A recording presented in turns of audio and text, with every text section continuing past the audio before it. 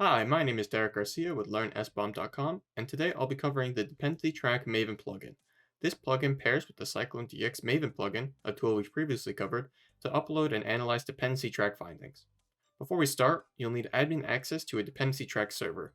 If you don't have a server set up, feel free to check out our dependency track demo that guides you through the setup process. Once the dependency track server is running, there is some setup we need to do. Head to the Administrations tab, and under Access Management, select Teams. You can create a new team for this if you wish, but I'm just going to modify the existing automation team. Make sure you copy this API key because we'll need it eventually. Next, we'll need to add the following permissions for the tool: BOM upload, portfolio management, project creation upload, view portfolio, and view vulnerability. So I can make sure it has all of those now. Alright, all of these have been selected. And once we update the permissions, it should be added.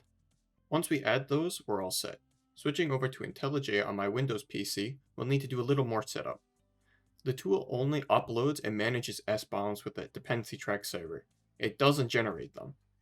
If you have a preferred alternate SBOM generator, I'll show you how to use those SBOMs, but today I'll be using CycloneDX Maven Plugin to generate SBOMs. You can take a look at our CycloneDX Maven plugin to learn more, but in short, Dependency Track plugin will use the SBOMs generated by CycloneDX Maven plugin to upload to the server. Just make sure you use the latest version from Maven Central. And we copy paste inside. Next, we can add the Dependency Track plugin information. This again, straight from the GitHub. Just make sure with Maven Central that it's up to date. Before we can use the tool, we need to set the API URL and key variables. You can hardcode these values, but I'm sure you're aware that's a really bad idea. Even when testing, hardcode secrets may be part of an accidental commit or exposed without you knowing. It's best just to avoid hardcoding secrets whenever possible. Tangent aside, you can use arguments or environment variables. For arguments, we can pass them in the form of -d name equals value form. I'm going to switch over to PowerShell since it's a little hard to see with the internal Intellij terminal. But just for the very basic help command, we can pass in our URL and our API key. And we can see our build succeeds with a full list of the help commands.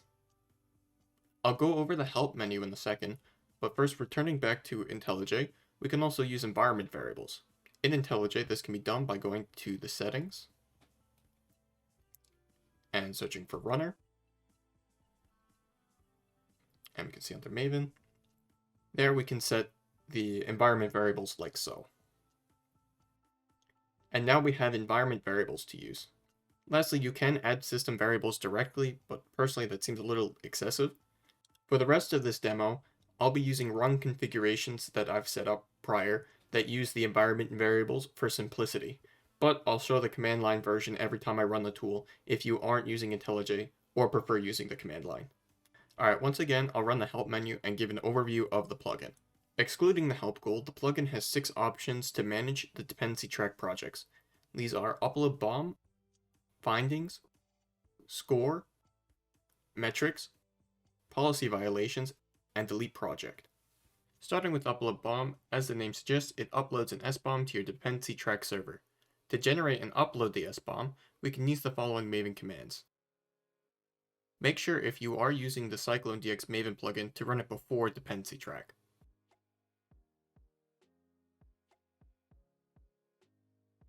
Alright, now that that's finished, we can switch back over to our dependency track. And if I refresh the page, you'll see we now have our new project. By default, the tool will look for an SBOM at target/bom.xml. However, we can change the location using the BOM location tag. So I'm just going to copy this here. This is good for in case you have other SBOMs stored with a different generator. So I will quickly make that directory and copy it over. And after a moment, we'll see it pop up. There it is. Now if I run the tool again,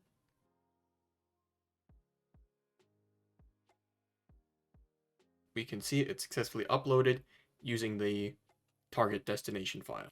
Just make sure these SBOMs that you're using are CycloneDX SBOMs, otherwise they will be rejected by the dependency track server. And switching over to the dependency track server and refreshing, we can confirm uploaded 149, and you can see uploaded 149.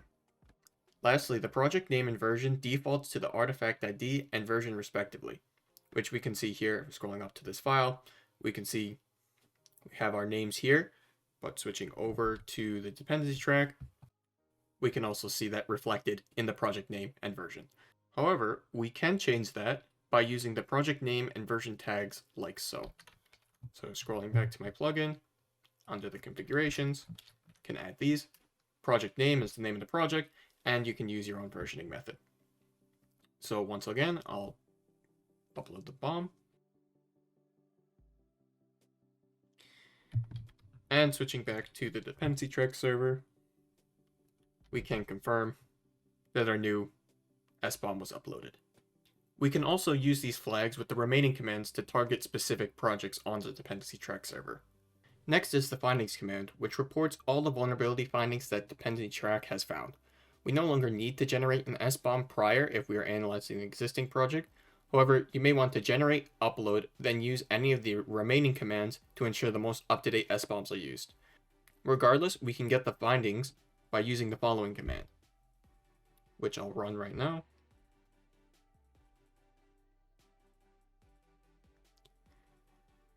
After running, we'll get the report on the standard output, which we can see here with all detailed information that dependency track found.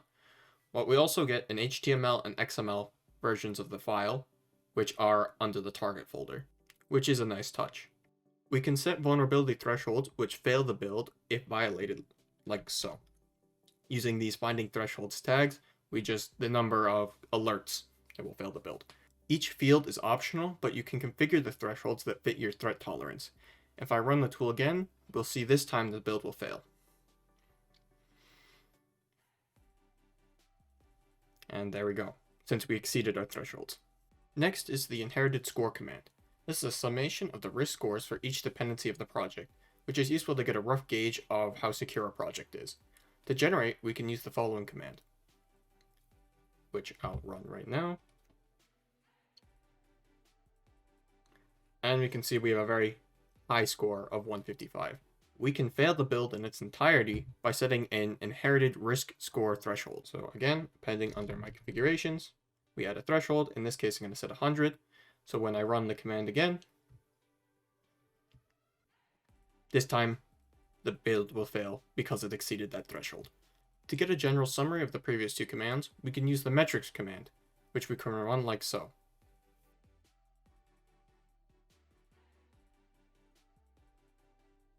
Which gives us a general overview of what the findings were. Similar to the thresholds, we can do the same thing with the metrics using the metrics threshold tag, which again, underneath the configurations, and just fails the build if we exceed these criteria. Just running the command again. This time it failed. Next up are policy violations, which checks if the SBOM violates any policies. To set policies, we need to go to Policy Management and create our policy. I've already set one with very low criteria to ensure that this will be violated, but you can add as many as you'd like or add multiple conditions to a single policy, just whatever fits your particular workflow. Lastly, we'll need to add the view policy violation permission to our key. So going back to access management to teams and to the key that we're using, we just need to add this view policy violation permission. With the setup done, we can run the tool with the following command. In this case, I'm just regenerating another SBOM and uploading it to the dependency track so we can compare that SBOM with the new policy we created. So I'll run that now.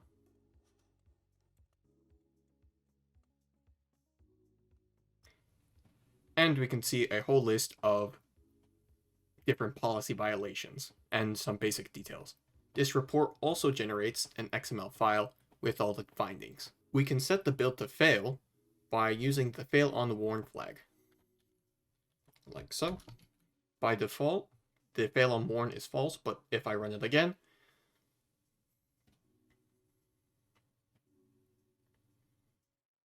this time our build fails. And we can see all the violations here. The last command is delete project, which deletes a project. Its intended use is for temporary projects, so for example, uploading to check metrics on a hotfix. We can use the command like so. And I'll run it. There we go, we don't see much, but if I switch back over to the dependency track page, we can see our project has now been deleted. Again, like any of these commands, we can set a target project with the project name tag. That covers all the features of Dependency Track Maven Plugin. This is a great plugin that seamlessly fits into your Maven lifecycle to ensure your dependency projects remain updated, secure, and compliant. It's quick and simple to set up and be a valuable part of any continuous integration pipeline. Thank you for watching. If you have any questions, comments, or concerns, please feel free to reach out to us at LearnSBOM.com. Thank you for checking out this video. If you really liked it, be sure to check out our other videos right here, and then you can also subscribe right up top here. And again, thank you. Bye-bye.